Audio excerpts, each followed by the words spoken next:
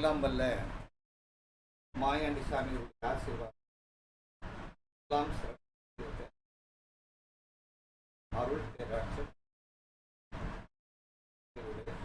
அலைகளையாய் பாய்வதே உணர்வு தினம் சிறப்பு வல்ல மாயாண்டி சாமி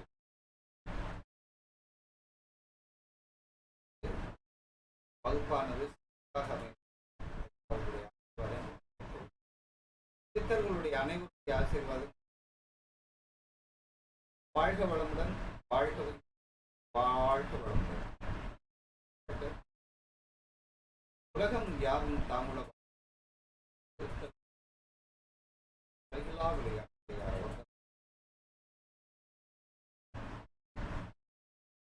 ஓம் கணபதி அங்கனவி காலை பருப்பு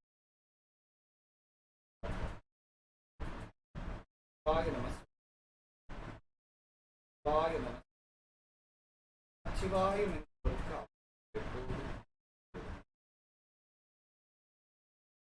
தாம்பல்ல இறைவா. இந்த வகுப்பு சிறப்பாக அமைவதற்கு வாழ்க்கையுடன் வாழ்க அருளுடன் வாழ்க அருளுடன்.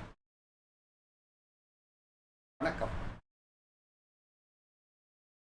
ஐயா.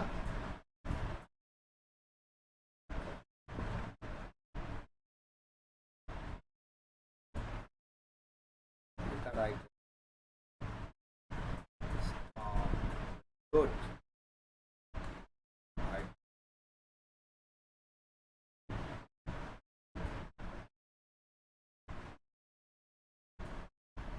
எல்லாருக்கும் என் அன்பான வணக்கம். நேற்றைய தினம் ஒரு ஜாதகத்தை பார்க்கணும், என்னென்ன எதை நம்ம முதல்ல தெரிஞ்சுக்கணும், இப்படியான கருத்துக்கள் என்ன அப்படிங்கிறது அதுல போர்டில் எழுதி போட்டு பாருங்க.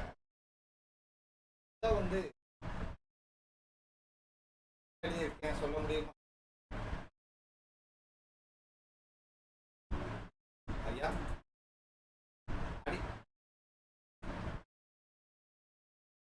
ராசி அவர் கண்ணுல தெரியுது. நம்ம ஒரு பார்க்கிறோம் அப்படின்னா முதல்ல நம்ம பார்க்கறது எதை பார்க்கிறோம்? ராசியை தெரியுது. அதனால ராசியை நம்ம பார்த்த உடனே நமக்கு அதுக்கடுத்து ஏன் தோற்றம் அப்படின்னு சொல்றோம் அப்படின்னா 12 ராசிகளுக்கு 12 வகையான உருவ அமைப்புகள் உண்டு. மேசம் அப்படின்னா ஆடுன்னு சொன்னோம். சொல்லி ஆடு எப்படி இருக்கும்? சுறுசுறுப்பா இருக்கும். எங்க ஏரியாவில் நிறைய ஆடு வளர்ப்போம். ஆனா ஒரு ஆடை கூட கண்ட்ரோல் பண்ணணும். ஆடை அவுத்து விட்டோம்னா ஒரு இடத்துல நிக்குமா குமாரு?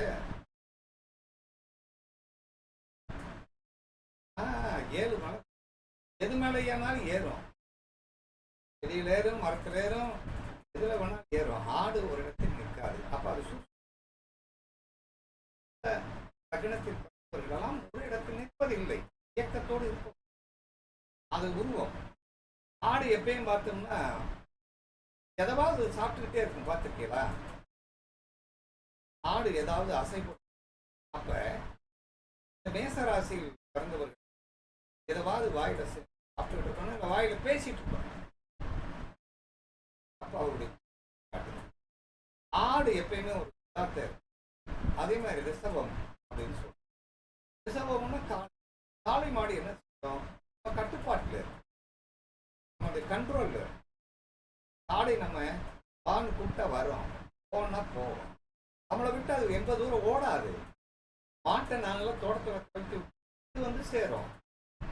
மலையில இருந்து இறக்கி விட்டாங்கன்னா வீட்டுக்கு வந்துடும். அப்போ ஒரு கட்டுப்பாட்டுக்குள் இருக்கும் இந்த ராசி. தினம் என்பது ஒரு ஆணும் பெண்ணும் இணைந்து இருப்பது. ஒரு ஆணும் பெண்ணும் அப்படியே ஒன்றோட ஒன்று. அந்த மிதத்தை நம்ம பார்க்கும்போது ஒரு ஆணும் பெண் ஒரு சங்கீதத்தை, ஒரு வீணையை பிடிச்சு அப்படியே இருப்பாங்க. என்ன தெரியுது? அது நம்ம ஒற்றுமையாக இருப்பதும் நம்மை ஒருநிலைப்படுத்த அந்த மிதுனம் அப்படின்னா உறவுகள் அப்படி. அப்ப அந்த ராசியில் ஒருத்தர் விட்டால் அவர் எப்போதும் உறவோடுவே. அவர் உருவம் எப்படி இருக்கும்? அவர் உருவம் பாருங்க, அந்த உருவம் அந்த மிதுனத்தின் 2 ஆணும் பெண் இருப்பார். கடகம் எப்படி இருக்கும்?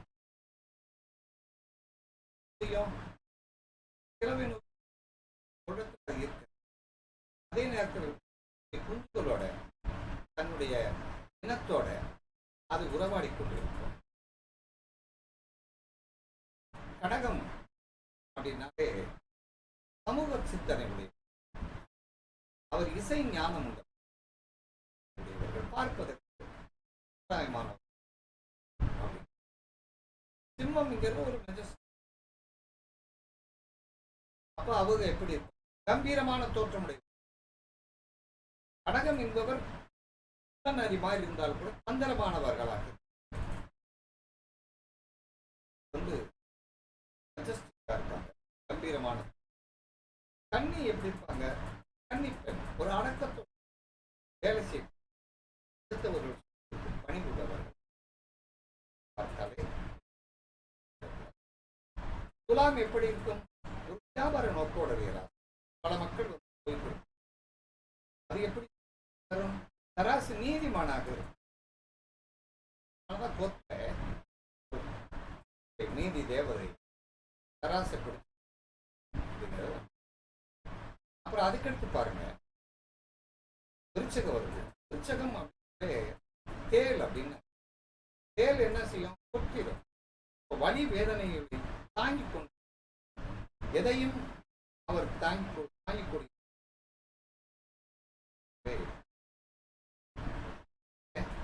நம்ம எதை உருவத்தை வைத்து பார்க்கிறோம், ராசிதான்.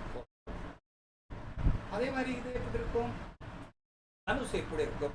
தனுசு என்பது ஒருவர் வந்து வில்லை ஏற்றி ஒரு இலக்கோடு இருப்பார். யார் வச்சிருப்பான்? பிரசன்தான் வைத்து, வேடுவன் தான் வைத்திருப்பான். அது ஒரு இலக்கத்தோடு இருக்க, கம்பீரம் தோற்றத்தோடு, கையை பயன்படுத்தப்படும். கண்ணியிலே கை இருக்கிறது, ஆனா உழைப்பு வந்து பாதுகாப்பான. அடுத்து பாருங்க, மகரம் எப்படி இருக்கும்? 2 நிலையிலும் வாழக்கூடிய, நீரிலும் நிலத்தில் வாழக்கூடியவராக, எந்த சூழ்நிலையிலும் வாழக்கூடியவர். உறவும் எப்படி இருக்கும்? அது முதலையும் அப்படி 2 உருவம்.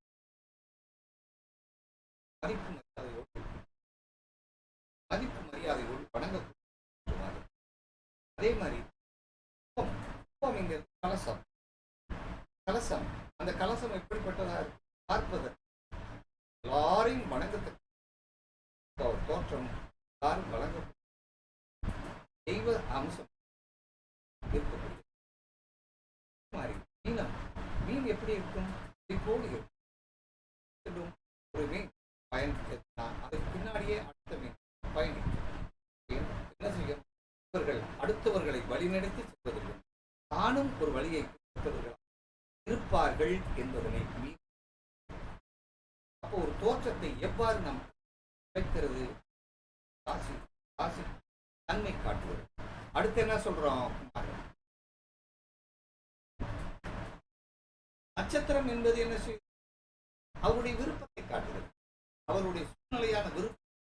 எந்த நட்சத்திரத்தில் பிறந்தோம் என்றால் அந்த நட்சத்திரத்திலே பிறந்திருக்கிறோம். எந்த நட்சத்திரத்தில் லக்னம் அல்லது லக்னாதிபதி எந்த நட்சத்திரம் இருக்கிறோம் அது அவரை.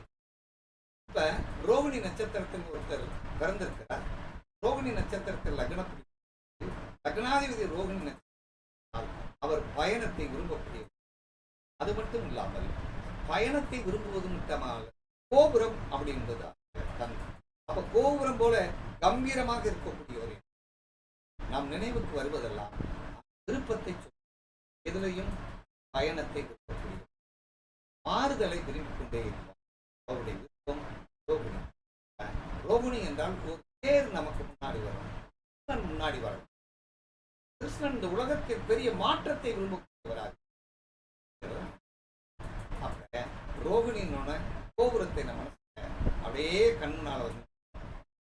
எந்த நட்சத்திரத்தில் அந்த நட்சத்திரம் அவனுடைய விருப்பத்தையும் அவர் என்ன ஓட்டத்தை கொண்டே இருக்கிறது அப்படிங்கிறத நம்ம நட்சத்திரம் சூழலை காட்டுகிறது, விருப்ப சூழலை காட்டுகிறது அப்படின்னு.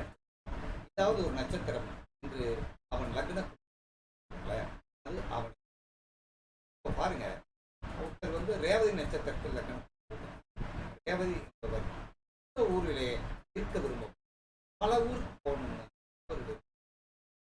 அப்படிங்கிற ரேவதியில் பிறந்தவர் சிறந்த ஜோதிடராக இருப்பார், வானிலையும் ஜோதிடத்தை ஆய்வு செய்வார் அப்படிங்கிறது.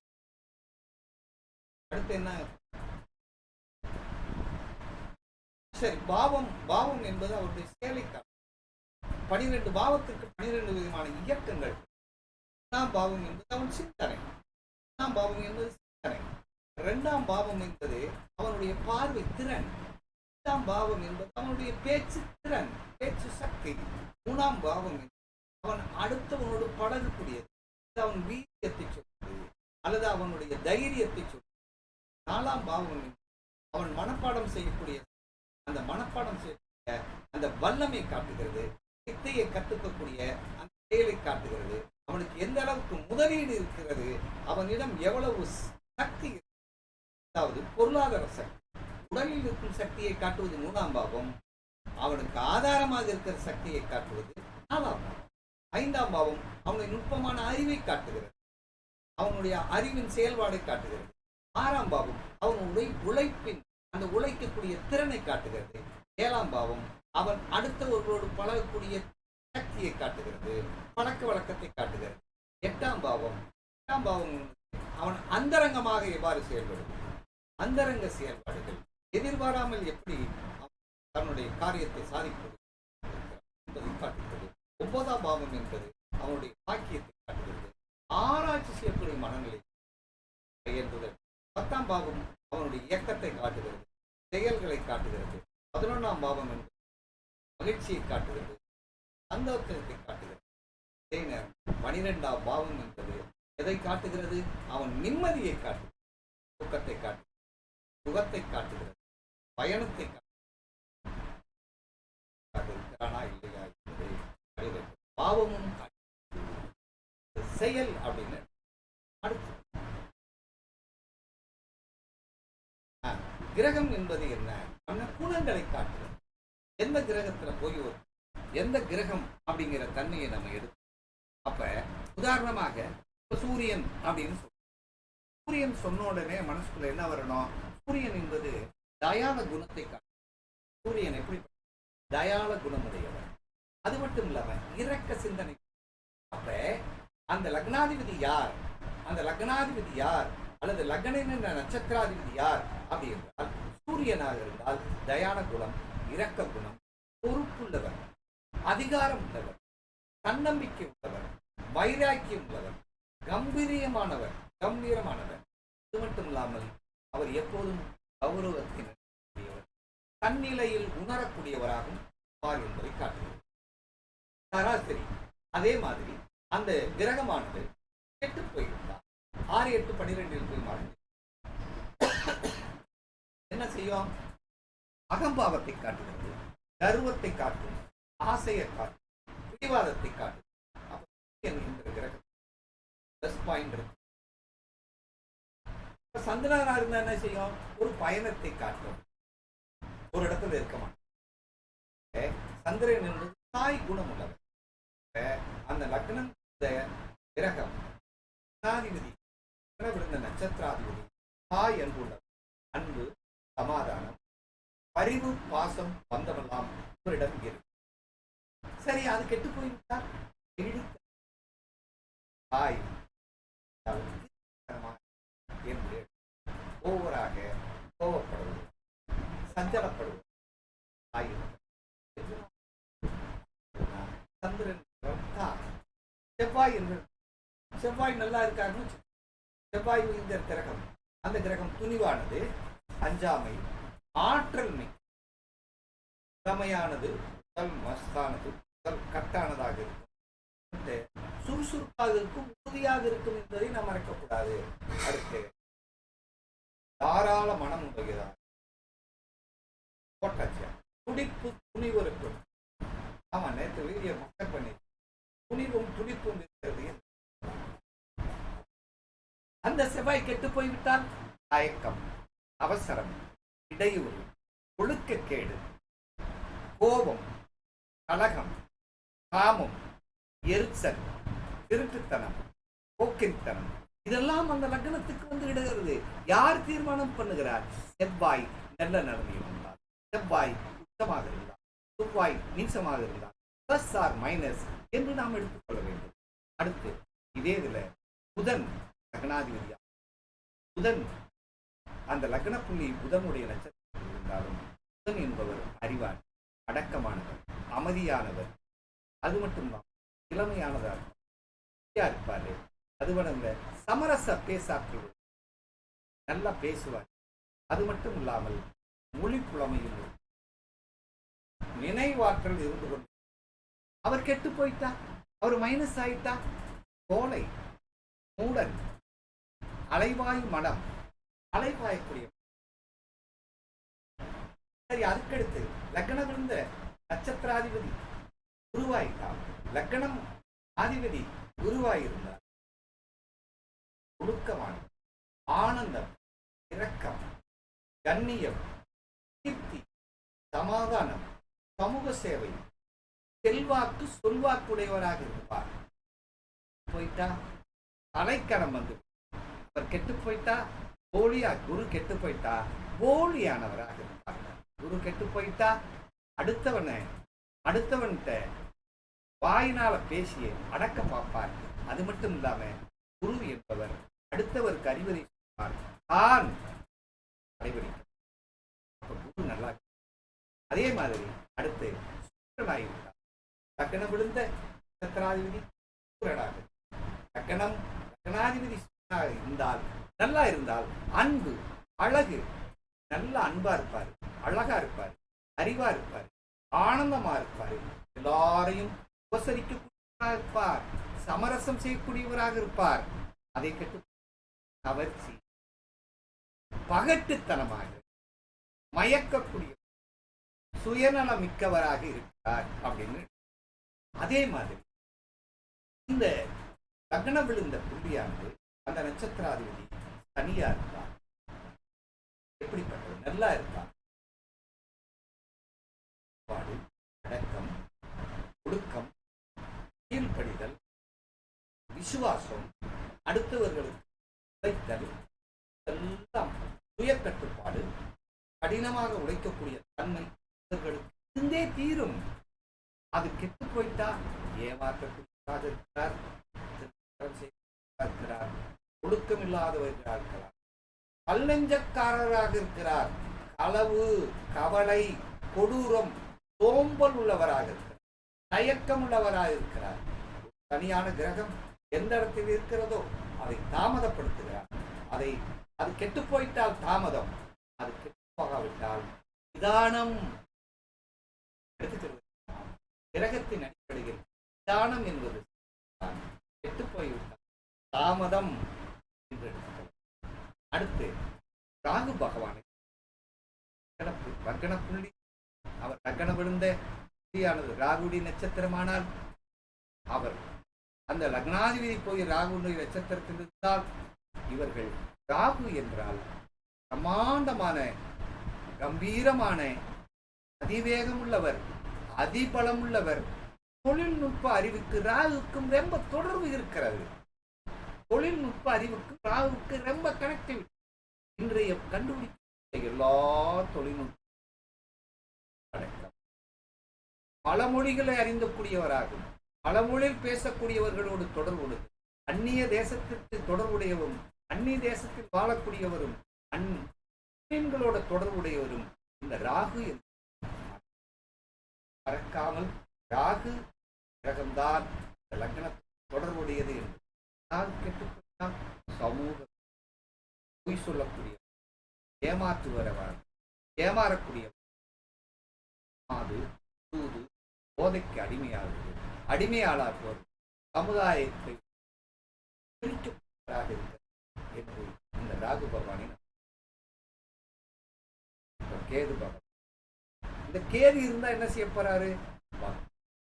ஒழுக்கம், ஞானம், தவம், பழமையை விரும்பக்கூடியவர், பழமையை விரும்பக்கூடிய புலன் இன்பங்களை வெறுத்தல், கட்டுப்பாடு, தவம் செய்யக்கூடியவர், தெய்வ வழிபாடு உள்ளவராக இருப்பார்.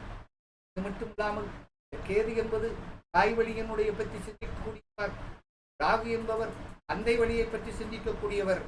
இந்த கேது அவசரப்பட்டு கஞ்சத்தனம் உள்ளவர்கள், பற்றற்ற நிலை, ஆணவம், அடுத்து போதைக்கு அடிமை, சமுதாயத்தையே வெறுத்துருவாரு, எது கொடுத்தாலும் ஏத்துக்கிற கிரகத்திற்கு இவ்வளவு காரகத்துவத்தை. அடுத்து சரி, காலச்சக்கரம் என்பது என்ன? சூழலை காட்டுகிறது. காலச்சக்கரம் என்பது சூழலை காட்டுகிறது. இந்த லக்னம் காலச்சக்கரத்திற்கு எத்தனாவது, காலச்சக்கரத்தின் எத்தனாவது அந்த காலச்சக்கரம் எத்தனாவது ராசியாக இருக்கிறதோ அந்த ராசியில் இந்த லக்னம் விழுந்து, லக்னமானது காலச்சக்கரத்தின் 5வது ராசியில், அந்த 5வது காலத்துவம் அவனுக்கு பாவகாரகம் இந்த இடத்திலே வெளிப்படும். இப்போது மேசத்தில் 1வது லக்னமாக மேசம் காலச்சக்கரம், அவர் முதன்மை உள்ளவராக, எங்க போனாலும் முதன்மை உள்ளவராக திகழ்வார். இல்லாமல் காலச்சக்கரத்தின் முதல் வீடு என்பது சிந்தனை. அடுத்து சுறுசுறுப்பாகும். காலச்சக்கரத்தின் 2வது வீடு 3வது வீடாக உள்ளது. குடும்பத்தின் மீதும் பணத்தின் மீதும் பற்று உள்ளவராக இருக்கிறார். அடுத்து காலச்சக்கரத்தின் 3வது வீடு 3வது வீடாக எப்படிப்பட்டவராக இருப்பார்? தகவல் தொடர்பு, உறவு கொள்பவர்களாக, இணக்கம் உள்ளவர், அடுத்தவர்களோடு இணங்கி வாழக்கூடியவர்கள்.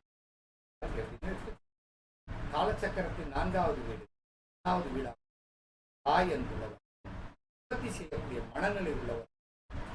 அதாவது அது மட்டும் இல்லாமல் வாகனங்கள், வண்டி வாகன நிலங்களை பற்றி சிந்தனை உள்ளவராக இருக்கிறார். அடுத்து காலச்சக்கரத்தின் 5வது வீடு 1வது வீடாக வந்துவிட்டால் 1வது வீடு என்பது குலதெய்வம். குலதெய்வத்திற்கு குழந்தைகளை பற்றி சிந்திக்கிறார்கள், ஆழ்ந்த அறிவை பற்றி சிந்திக்கக்கூடிய, காதல், விளையாட்டு பற்றி அன்பின் அடையாளமாகும், அடையாளத்தை விரும்பக்கூடிய ராசி அந்த 5வது ராசி. அதை பற்றி காலபுருஷத்தின் காலச்சக்கரத்தின் 6வது ராசி 6வது ராசி அது கன்னி. அப்ப வந்துருச்சுன்னா கன்னி 1வது ராசியாகும். உழைப்பு, கௌரவம், உரிமையை கிடைக்க முடியும், தவிக்கக்கூடியவராக இருக்கிறார். ஆனால் அவற்றில் இருப்பதெல்லாம் தேடி வரும் என்பதை நாம் காலச்சக்கரத்தின் 7வது வீடு 1வது வீடு ஆய்த்தால் அவர் எப்போதுமே எதிர்பார்ப்போடு இருப்பார். எதை கொடுத்தாலும் அடுத்தவர்கள் கொடுத்தால் தானும் கொடுப்பார். ஒன்றை கொடுத்து ஒன்றை பெறக்கூடிய சமநோக்குடையவராக இருப்பார். வியாபார நோக்குள்ளவராக இருக்கிறார். கடைக்கு போனால் காசு கொடுத்தால் அடி கொடுத்தால் அடி கிடைக்கும், கொடுத்து 7வது ராசி.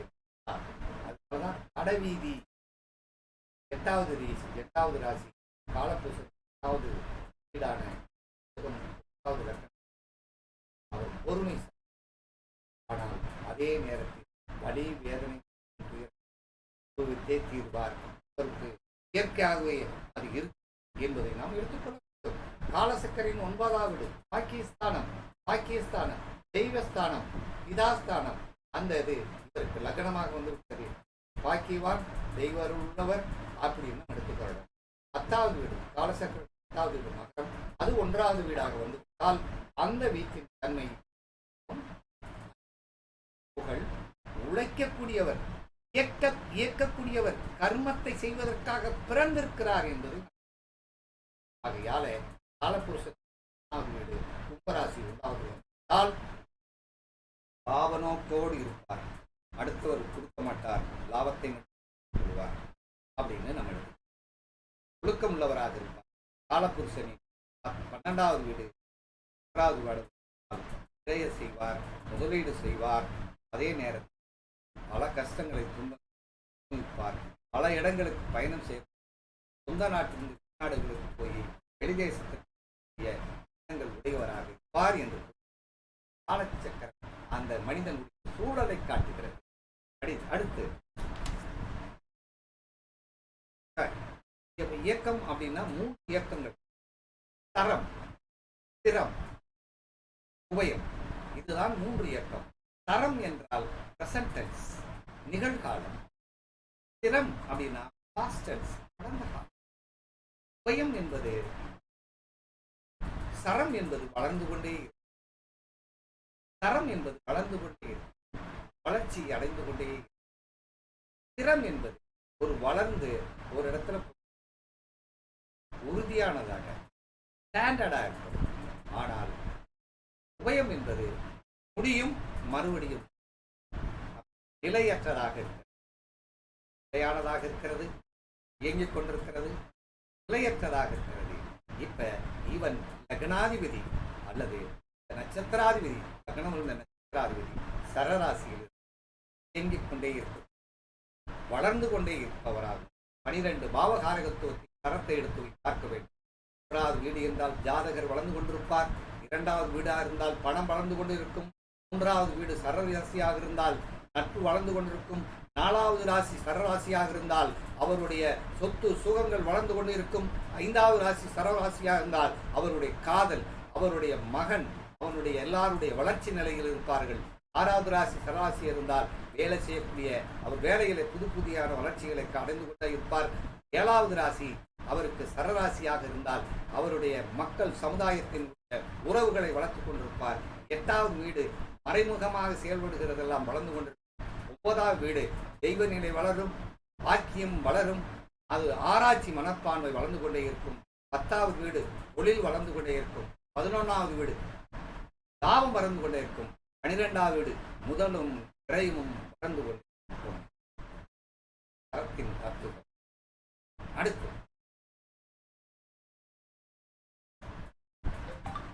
நீண்ட ராசி, குறுகிய ராசி. இதுல இதை விட்டுட்டீங்க.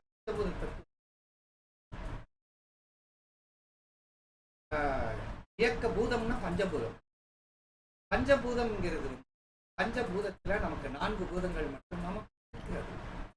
4 பூதத்திலே நெருப்பு. நெருப்பு என்பது உடல் ஒரு துடிப்பு. நெருப்பு என்ன செய்யும்? அடுத்தவர்களை தன்னை போல் மாற்றிக்கொள்ளும். அப்ப இந்த லக்னாதிபதி, லக்னம் என்ற நட்சத்திராதிபதி, இந்த லக்னம் விழுந்த புள்ளியானது நெருப்பு ராசியாக இருந்தால் தன்வசப்படுத்துபவர்களாக இருப்பார், துடிப்பானவராக இருப்பார், ஆண்மை உள்ளவராகும், ஆளக்கூடிய தன்மை உள்ளவராகும், எதையும் சக்தி உள்ளவராகவும் தன்வசப்படுத்துவராக இருப்பார். நெருப்புக்கு என்ன சக்தி இருக்கு? எங்க காட்டுல போதைக்குள்ள தீ வச்சுட்டா எரித்த ஒரு ஆளை விட்டு வைக்குமா? விடுமா? காற்றையே அழிச்சு. அப்ப அந்த நெருப்பு என்பது எல்லாத்தையும் அழித்து விடும். 100% கெட்ட ராசி நெருப்பு ராசி அப்படின்னு எடுக்கணும். அதுக்கடுத்து நிலராசி. நிலம் என்பது பொறுமையானது, 50% பொறுமையா இருக்கும். அந்த நெருப்பு ராசி நல்லா இருந்தா பொறுமையானது, உடல் வலிமையை குறிக்கும். உடல் வளம், பொறுமை, தற்காப்பு ராசி, பாதுகாப்பு, சகிப்புத்தன்மை. அப்ப பூமி ராசியில் ஒருவன் பிறந்து விட்டால், அவன் லக்ன புள்ளி விழுந்துட்டால், அவன் லக்னாதிபதி நின்றுட்டான்னா ஒரு சகிப்புத்தன்மை உள்ளவன். கெட்டு போயிட்டா பூகம்பம் மாதிரி அமைக்கிறோம், ஒரே அமுக்கம் அப்படின்னு. அடுத்து வாயு, அறிவு நிலையை குறிக்கக்கூடிய ராசி, அறிவுபூர்வமாக சிந்திக்கக்கூடிய ராசி. ஆனால் கெட்டு போயிட்டா சஞ்சலப்படும், விட்டு கொடுக்கும், சஞ்சலப்படும், விட்டு கொடுத்துரும், கோடையா மாறி. அதே மாதிரி நீர் தத்துவமாக இருந்தால் நீர் என்பது என்ன செய்யும்? எந்த இடத்தில் போய் சேர்கிறதோ அதுக்கு தகுந்தாப்புல தன்னை மாற்றிக்கொள், தான் மாறும். பரிவு பாசம் பந்தத்தினாலே தன்னை மாற்றிக்கொள்ளும், தான் அதோடு அட்டாச் ஆகிக்கிறோம். உணர்ச்சி வசப்படும், உடல் பலவீனமாயிருக்க நீர் என்பது தத்துவத்தை. அடுத்து நீண்ட ராசி. ஒரு இடத்தை பார்க்கிறோம், இடம் எப்படி இருக்கும்? நீண்ட ராசியா குறுகிய ராசியான்னு பார்க்கணும். இப்ப நீண்ட ராசிக்கு குறுகிய ராசி நடுத்தர ராசின்னு இருக்கு. அப்ப செவ்வாய் வீடு சுக்கிரன் வீடு நீண்ட ராசியாகவும், சூரியன் சந்திரன் சனியோட வீடும் நீண்ட ராசி புரிய ராசியாகும். 4 மூலைகளை நடுத்தர ராசியாகவும் பிரிச்சிருக்காங்க. அப்ப எந்த ராசியில் விழுகிறதோ அந்த தன்மையை எடுத்து சொல்ல வேண்டும். உதாரணமாக ஒருத்தர் நீண்ட வாழா இருப்பாரா குட்டையா இருப்பாரா அப்படின்னு சொல்வதற்கு லக்னாதி விழுந்த நட்சத்திராதிபதி எந்த ராசியில் இருக்காரு என்று பாருங்கள். அது அவனுடைய தோற்றத்தை வச்சு அளக்கிறது தான் நீண்ட ராசி. இப்படி நாம் எடுத்து சூழ்நிலை தக்கவாறு எடுத்து அது புரியுதா சாமி? அப்போ ஒரு ஜாதகத்தை நம்ம பார்க்கும்போது இத்தனை கான்செப்டை நம்ம எடுத்தாத்தான் அது நமக்கு எந்த அளவுக்கு நன்மையை தருது அப்படிங்கிற ஜாதகத்தை நம்ம பார்க்குறோம். இந்த ஜாதகத்தை நாம் எடுக்கிறோம். ஓகே, இப்ப இது நான் சொன்ன விஷயங்கள்லாம் மனசுல ஆச்சா?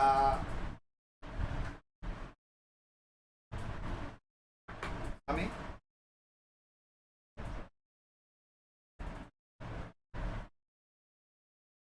நேற்று வீடியோவில் அதை இன்னொரு நாளைக்கு அதை பற்றி பேசுகிறோம். சரியா?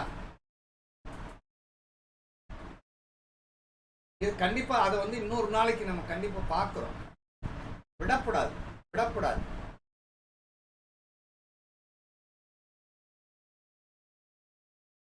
அந்த 7வது வீடுங்கிற கலத்திரத்தான முக்கியமான விஷயம். அந்த கலத்திரத்தை பற்றி பார்க்கணுமா இல்லையா?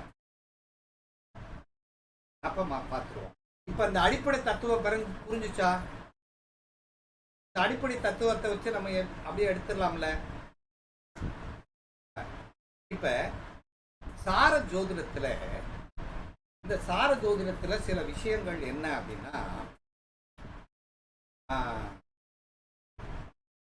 கோள் நின்ற பாவம். ஃபர்ஸ்ட் என்னன்னா, ஒரு கிரகம் ஒரு கோள் எங்க நிக்கிறது பாருங்க. கோள் நின்ற பாகமை இயங்கும். இது புரியுதான் பாருங்க. ஒரு கோள் நின்ற பாவம் இது புரியுதா? ஒரு பாவத்தை இயக்குறது யாருன்னா கோள் நின்ற பாவம். அந்த கோள் நின்ற சாரம்தான் அந்த கோள் நின்ற பாவத்தை இயக்கும். இது 2வது பாயிண்ட் புரிஞ்சு.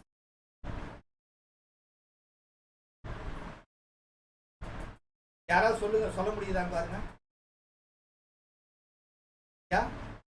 செல்வராஜயா,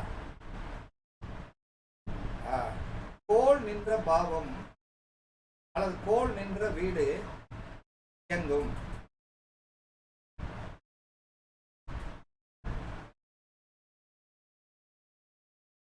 சாரநாதன் அந்த அந்த கோளை இயக்குவார். அந்த கோளையும் அந்த கோள் நின்ற பாவத்தையும் இயக்குவார்.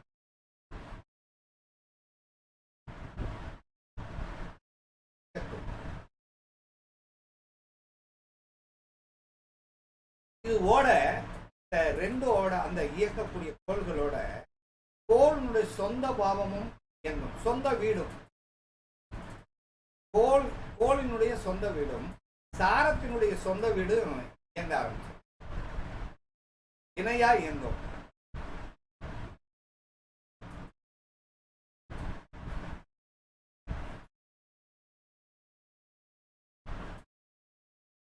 உதாரணமா ஏதாவது ஒரு லக்கணம், சிம்ம லக்கணம் எடுத்துக்கிறோம்.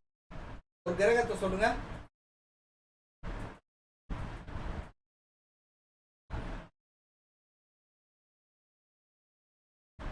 செவ்வாய் எந்த பாவத்துல இருக்கு?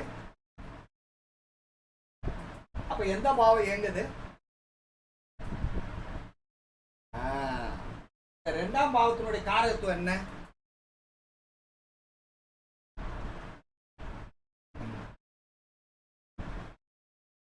இவர் ஒரு நட்சத்திரத்தில் உட்கார்ந்து இருக்கார்.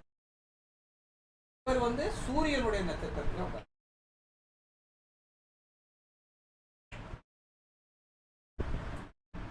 சூரியனோட இந்த சூரியன் எங்க இருக்காருன்னா 4ல இருக்காரு. இப்ப யார் இயக்குறா, யார் இயங்குறா?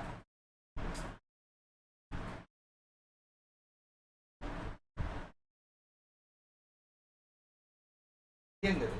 இதை எப்படி சொல்லலாம்னா, சார நின்ற பாவத்தை கோள் நின்ற பாவம் தொட்டுக்கொண்டே இயக்கும். சார நின்ற பாவத்தை கோள் நின்ற பாவம் தொட்டுக்கொண்டே இயங்கும். எழுதிக்கங்க. சார நின்ற பாவத்தை கோள் நின்ற பாவம் தொட்டுக்கொண்டே இயங்கும்.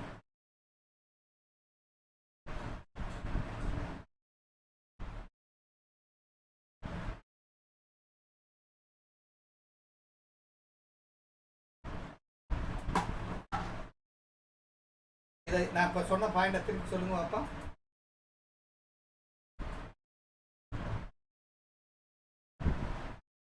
சரி, இப்ப இது ரெண்டாம் பாவம். இது ரெண்டாம் பாவமா? ரெண்டாம் பாவத்தினுடைய காரத்துவம் என்னது? ரெண்டாம். சரி, ஏதாவது ஒண்ணு சொல்லுங்க.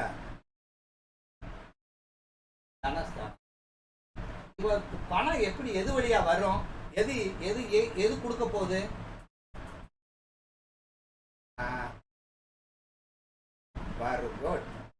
இது புரிஞ்சா? இரண்டாம் பாவம் என்பது பேச்சு. இவனுடைய பேச்சு எப்படி இருக்கும்?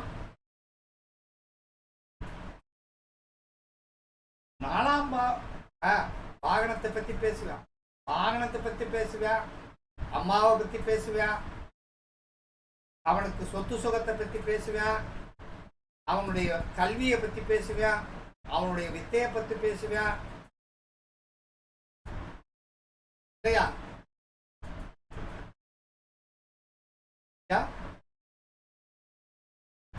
சுகத்தை பத்தி பேசுவேன்.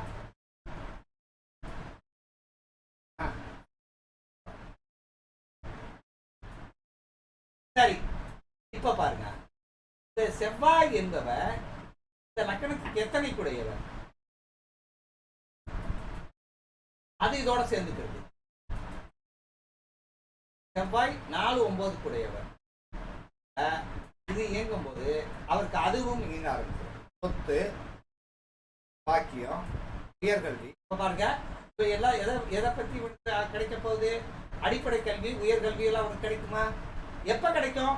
செவ்வாய் தசை வரும்போதோ, இந்த செவ்வாய் தசை வரும்போதோ, இந்த செவ்வாய் தசை செவ்வாய் புத்தி வரும்போதெல்லாம் இயங்குமா?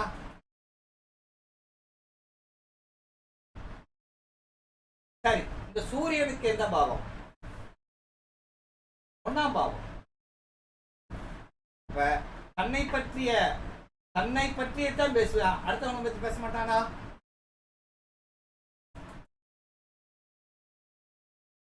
பெருமைன்னு சொல்ல வேண்டியதா? தன்னை பற்றி பேசுவான்.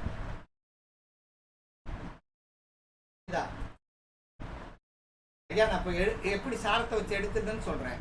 சார நின்ற பாவத்தை கோள் நின்ற பாவம் இயக்கம். இதுதான் சூத்திரம். சார ஜோதிடத்தின் சூத்திரம், ஒரு கோள் நின்ற பாவம் இயங்கும், கோள் நின்ற சார பாவம் கோள் நின்ற சாரநாதன் அந்த இயங்கும் கிரகத்தை இயக்கக்கூடியவர். படிச்சுட்டோம். அதனுடைய சொந்தாதிபத்தியம், இதனுடைய சொந்தாதிபத்தியம். இது 4 ஸ்டெப்ப ஒரு சூத்திரம் இயக்குது. இதுல ஏதாவது சந்தேகம் இருக்கா?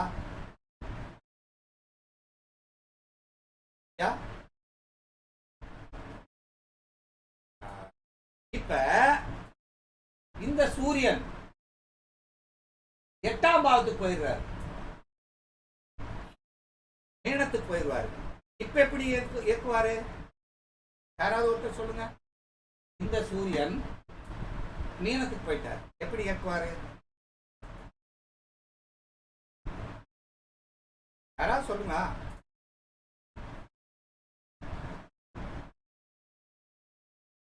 அப்படி சொல்லக்கூடாது, சொல்லி சொல்லணும்.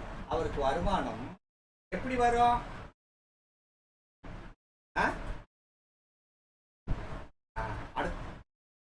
மறைமுகமா வரலாம். அவருக்கு நிம்மதியா பணம் வருமா? வராது. அப்ப பண வருமானம் வர்றது கூட வலி, வேதனை, துன்பங்கள் தானே வரும். 8ஆம் பாவங்கிறது என்னன்னா கடினமான உடல் உழைப்பு. மூட தூக்குனா 8ஆம் பாவம், வேலை பார்த்தா 6ஆம் பாவம். இருக்கிறதே வேலை செய்யறதுல மூட தூக்குற வேலை என்னது? அதனால ரஜினிகாந்த் படத்திலையும் எம்ஜிஆர் படத்திலையும் இந்த மூட தூக்குற சீனே கொண்டு வருவா பார்த்தீங்களா? இறக்கப்படணும். மக்கள் என்ன செய்வாரு? எம்ஜிஆர் ஒரு மூடை தூக்க முடியாமல தூக்குவாரு.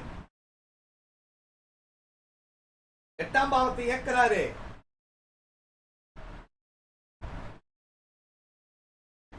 ஏன் 7ஆம் பாவத்துக்கு 2ஆம் பாவம்? 7ஆம் பாவங்கிறது சமுதாயம். சமுதாயத்தை அந்த 7ஆம் பாவம் இந்த 8ஆம் பாவத்தை பார்த்த உடனே வளர்க்க ஆரம்பிச்சிடும். ஆஹா, எப்படி கஷ்டப்படுறாரு.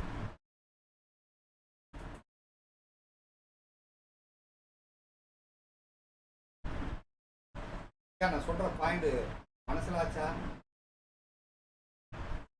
அப்ப ஒரு பாவம் இயங்குகிறது என்றால் யார் இயக்குறா? இது கொப்பு. அந்த கொப்பு மேல உட்கார்ந்து இருக்கவன் யாரு? ஆடுறது எது? ஆற்றுறது யாரு? ஆடுறது யாரு? ஆட்டி வைப்பவன் யார்? ஆடுபவன் யார்?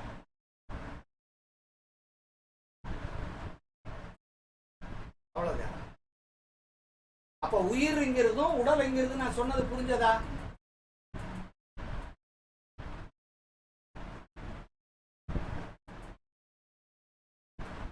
சரி, அதே சூரியன் 9க்கு போயிட்டாரு, எப்படி இயங்குவாரு?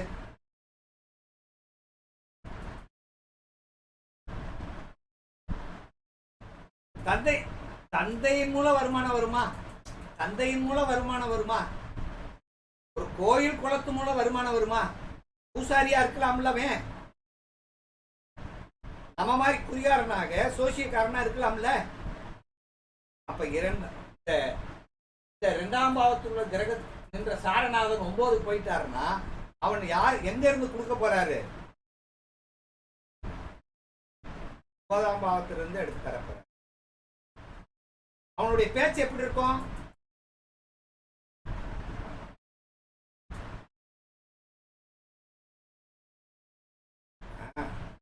தெய்வீக பேச்சார். தெய்வீக 8ஆம் பாவத்தில் இருக்கும்போது பேச்சு எப்படி இருக்கும்?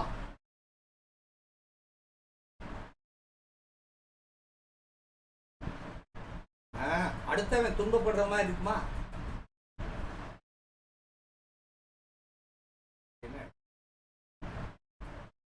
சரி, 10ஆம் பாவத்துக்கு போயிட்டா சூரியன் சூட்சமதாரி. சூட்சமதாரி யாரு? சூரியன். சூத்திரம் யாரு? சூரியன். அந்த சூட்சமதாரி 10க்கு போயிட்டா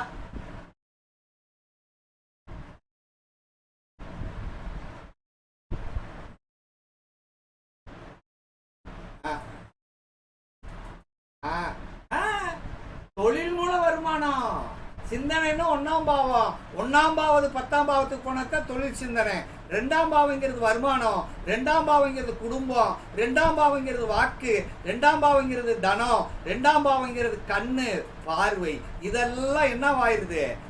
தொழில் மூலமாக வருமானம், தொழில் மூலமாக பேச்சு, தொழிலை பற்றிய பேச்சு. எப்படி பாருங்க.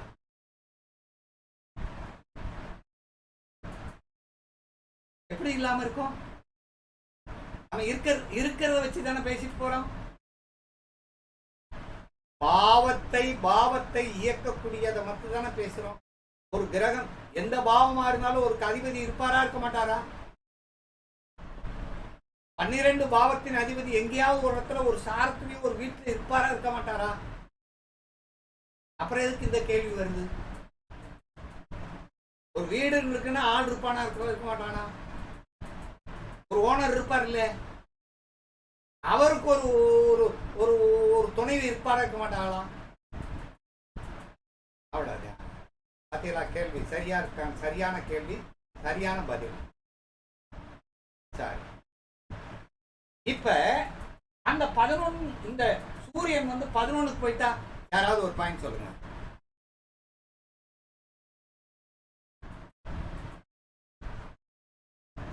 சொல்லுங்க.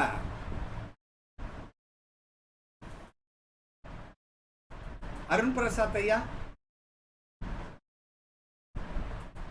என் தந்தைக்கு வேலை இல்லை, வருமானம் அவருக்கு திருப்தியான வருமானம் இருக்கும் இல்லையா?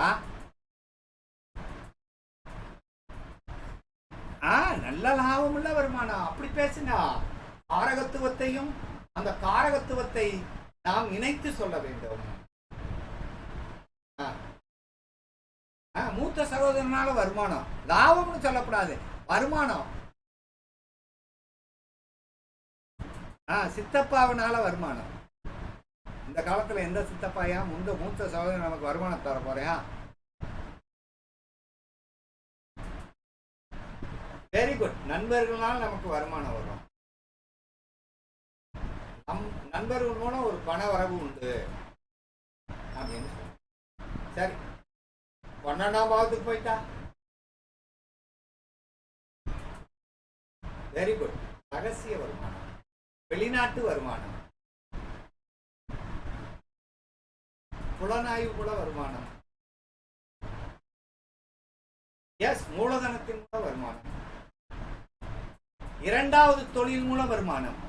ஏன்னா முதல் தொழில் 10ஆம் பாவம்னா அதிலிருந்து 3ஆம் பாவம் அடுத்த பரிணாமம்.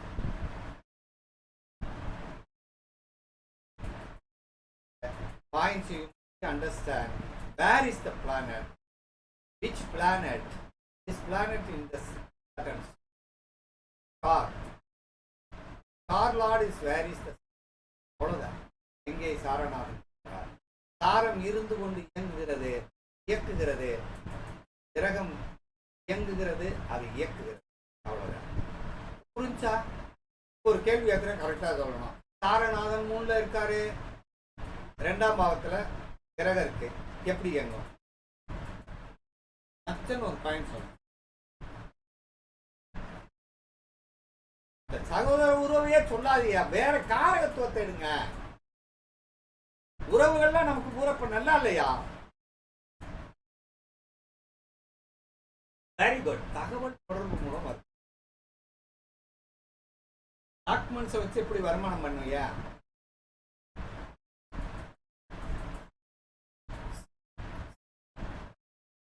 சிறுதூர பயணத்தின் மூலம், சிறு தொழில் மூலம், கம்ப்யூட்டர், ஜெராக்ஸ், இது மாதிரி இன்டர்நெட்டு இதெல்லாம் வருமானம்.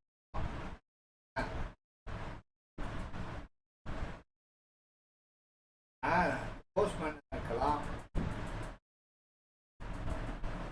தகவல் தொடர்பு மூலம் வருமானம் வரும். வந்து கேட்குறான், எதுவுமே இல்லை சார், நான் எதுவுமே வேலை இல்லை சார். 4ஆம் பாவத்துக்கு 12ஆம் பாவம். வீட்டை வித்தா வருமானம் வருமா? வீட்டை விட்டா பணம் வருமா? விரயம் பண்ணா பணம் கிடைக்கும். அதை விரயம் பண்றாசா, அப்படித்தான் பணம் வரும். சொத்தை பிரிச்சு கொடுத்தா வருமானம் வரும். அப்படி சரி.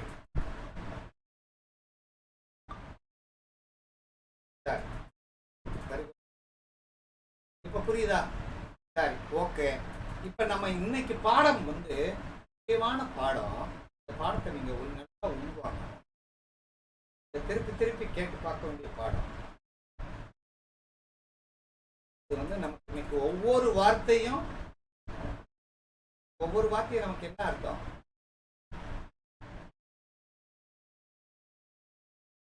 சொல்லுங்கயா. சரியா?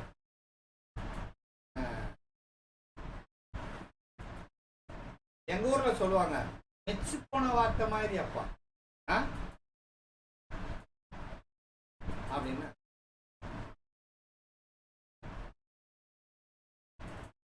அப்ப நீ இந்த விஷயங்களை கவனிக்க வேண்டும். என்னன்னு விஷயம் வாங்கி சரி, உங்களுக்கு இதில் எது புரிஞ்சிச்சு, எது புரியல அப்படின்னு கேள்வி கேட்டேன். நான் இதை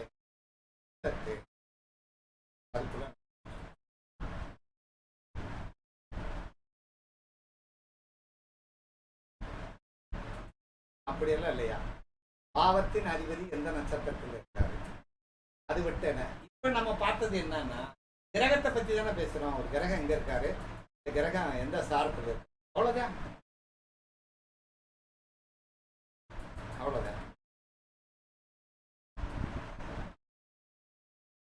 இப்போ இப்ப இந்த வீடியோ வந்து யூடியூப்ல விடலாம்னு நினைக்கிறேன். அவ முகத்தை காட்ட முடியுமா? முகத்தை காட்டி சொல்லுங்க.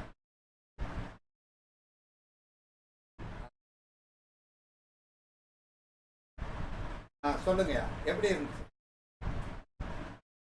எப்படி இந்த வகுப்புல புரிஞ்சு?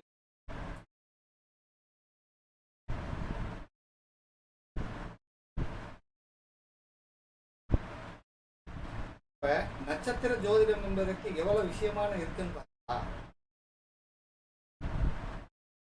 அடுத்து வேற ராஜமாணிக்க ஐயா.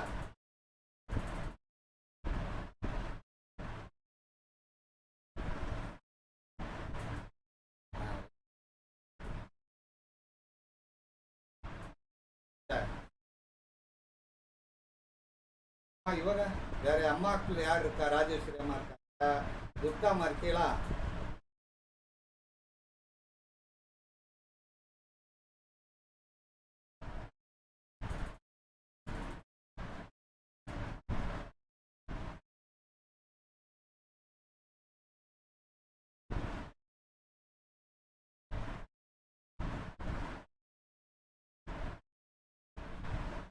அடுத்து யாரு? துர்கா அம்மாவா? யார் இருக்கா?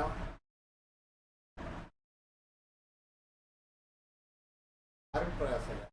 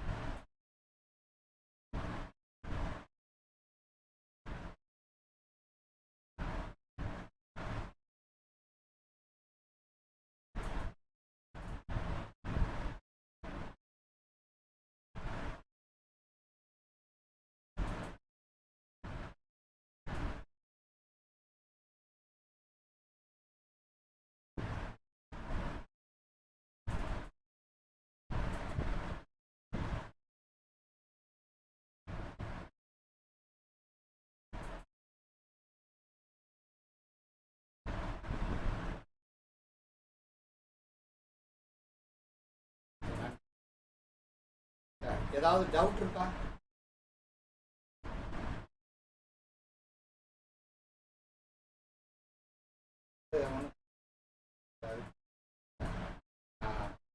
ஒரு நாளைக்கு அந்த பாதி இப்போ நினைச்சுட்டேன், பாதி இருக்கு அதுல. அது ஒரு நாளைக்கு பேச.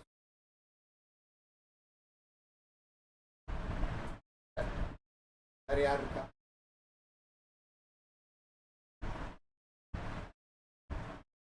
சரியா சொல்லிட்டீங்களா? வேற யார் இருக்காளா?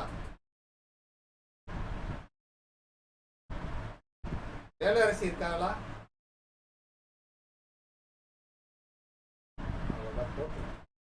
சரி, ரொம்ப சந்தோஷம். இந்த புரிஞ்சுபட்ட விஷயங்களை திரும்ப சாதகத்தை பார்த்தோன்னு இது நான் சொல்றேன் பாருங்க, நல்ல பயனுள்ளதாக தெளிவானதாக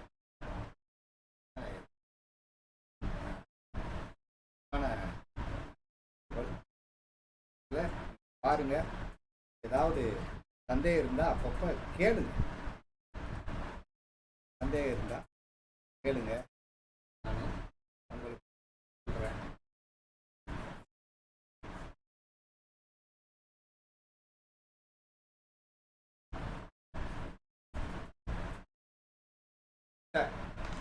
ஓகே, தேங்க்யூ வெரி மச். எல்லாருக்கும் நன்றி. எல்லாருக்கும் என் இனிய வாழ்த்துக்கள். இது ஃபோன் நம்பர். யாராவது இதை யூடியூப்பில் விடலாம்னு இருக்கோம், நல்லா பயனடையிட்டு யாராவது ஃபோன் பண்ணாங்கன்னா, இன்னைக்கு மட்டும் ஒரு 10 பேர் ஃபோன் பண்ணி நட்சத்திரத்தை பற்றி பேசணும் இல்லையா, அது சிறப்பாக பேசியிருக்கேன். என் நம்பர் எதுக்கு எழுதுறியா? இதே நம்பர் தான் என்கிட்ட, உங்ககிட்ட உங்கள்கிட்ட இருக்குல்ல,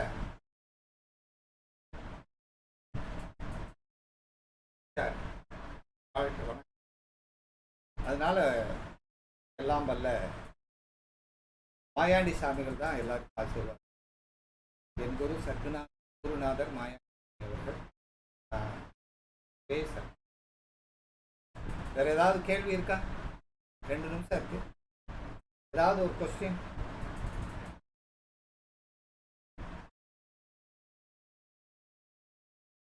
அப்ப ஒரு சாரநாதன் 6, 8, 12 போகும். அந்த கிரகத்தை என்ன செய்யறாரு? இயக்கிறதுல தவறான வழியில் நடத்தி செல்வார். கிரகம் 6, 8, 12 இருந்து லக்கணத்துக்கு 6, 8, 12 இருக்கும்போது தவறான வழியில் இயங்குகிறது. வாழ்க்கை வளர்த்தல், வாழ்க்கை வையகம், வாழ்க்கை.